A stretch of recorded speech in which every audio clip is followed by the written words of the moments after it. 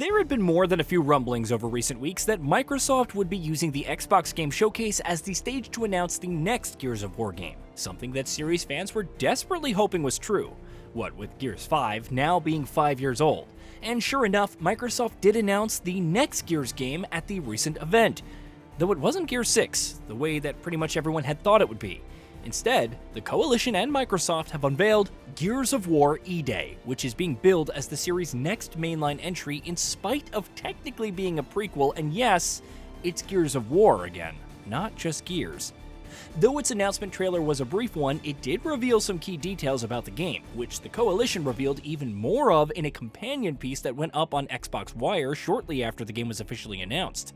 As such, here we're going to go over all the key details that we've learned about Gears of War E-Day. Setting.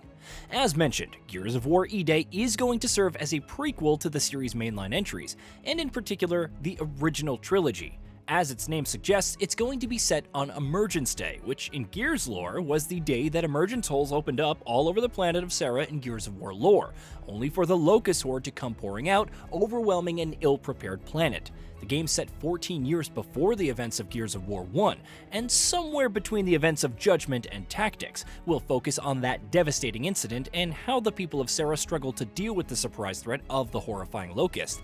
And of course, driving that story will be a couple of very familiar heroes. What are you doing here? Getting you out.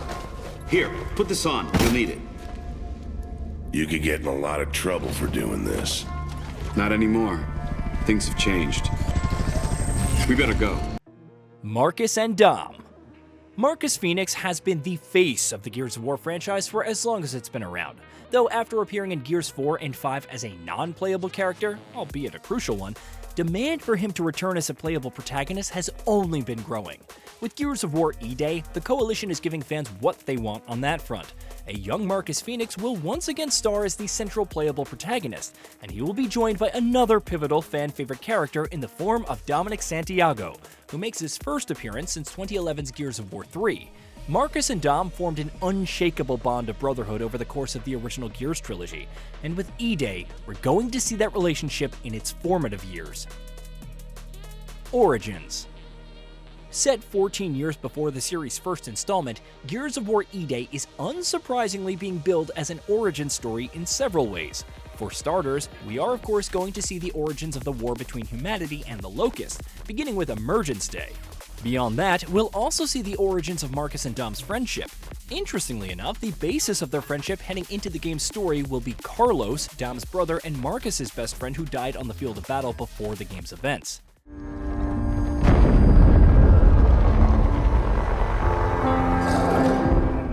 We're telling the origin story of Marcus and Dom and their bond. This is the bond that defines the franchise, says creative director Matt Cersei. They're not the characters we know from Gears 1 to 3. They don't have 10 years of fighting the Locust between them. When the game opens, there's supposed to be peace on Sera, and they're trying to figure out life without this person they both loved. People are going to see the formation of this brotherhood that is so iconic to Gears. A more intimate story. With both Marcus and Dom being much younger and greener in E-Day than we've ever seen them in any of the Gears of War games in the past, they're also going to be portrayed a little differently than what fans may be used to. In fact, according to brand director Nicole Fawcett, E-Day is going to tell a much more intimate story with more modern characterization for the protagonists. They are a lot more vulnerable, and I think that's really a modern take on these two characters, Fawcett says. There's a weight they carry between them, and that creates a really interesting tension as they navigate their own relationship. You have this intimate story set amid the wider backdrop of what's happening on this apocalyptic day. I think, for fans, it'll be really compelling to dig deep and explore their bond and how it changes over time. Horror vibes. As the Gears of War franchise has moved from game to game, an increasing number of fans have bemoaned the fact that the series has lost the strong horror-esque vibes that its original installments, especially the first game, were so rich in. With Gears of War E-Day, however, it looks like the Coalition is relenting to fans' demands and delivering a more horror-style experience. In fact, one of the things that the studio has focused on during the game's development is ensuring that the game once again presents the Locust as a formidable, mysterious, terrifying enemy, something that hasn't really been the case in some time. The design brief was pretty simple, says creative director Matt Cersei. Locusts are the monsters under the bed. What would happen to the people of Serra in seeing this overwhelming army of monsters and trying to figure out, what are you going to do? An example of the Locust's renewed threat is the redesign of the Locust drone, an enemy type that has turned into a non-threatening grunt over the years, but is going back to being a legitimate threat with E-Day. When players experience E-Day, they see the monsters through the eyes of these encountering them for the first time, says art director Aaron Hanback. We transformed the drone into something fearsome, physically intimidating, and utterly brutal. Getting the drone right was crucial. Everything else with the Locust, we're scaling up from there. Classic action, next-gen tech. While Gears of War E-Day might look on the surface like a back-to-the-basics entry for the series, for the Coalition, it's more about delivering more of the classic cover-based third-person combat that the series has become known for, while also offering completely new and, as per the studio, groundbreaking tech. It's going to feel like a new Gears game because that's what it is, Cersei says.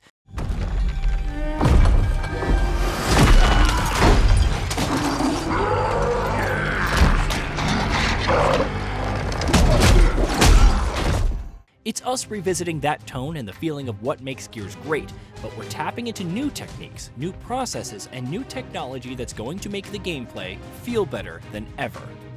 Specifically, where the trailer is concerned, it's been confirmed that though it was made in-engine by Blur Studios using in-game assets provided by the Coalition, so it's only sort of representative of what the final game is going to look like.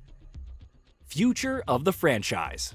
As exciting as a new Gears of War game is, especially one with E-Day's lofty promises, one has to wonder, why isn't the Coalition making Gears 6, especially considering the massive cliffhanger ending that Gears 5 signed off with?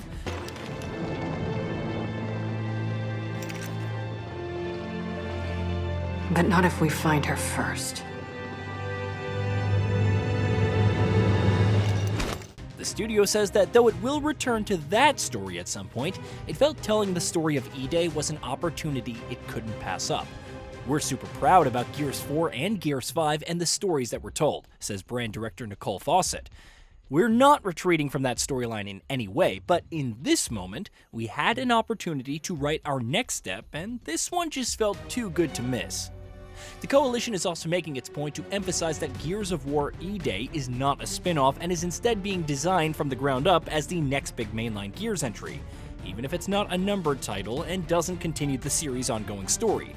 According to the developer, the game will also add detail and context to this period that will resonate through stories that will follow. Hey, did you know that we at Gaming Bolt upload new videos every day? Stick around, drop a like, subscribe, and hit that bell. And let us know what kind of content you'd like to see in the future with a comment below.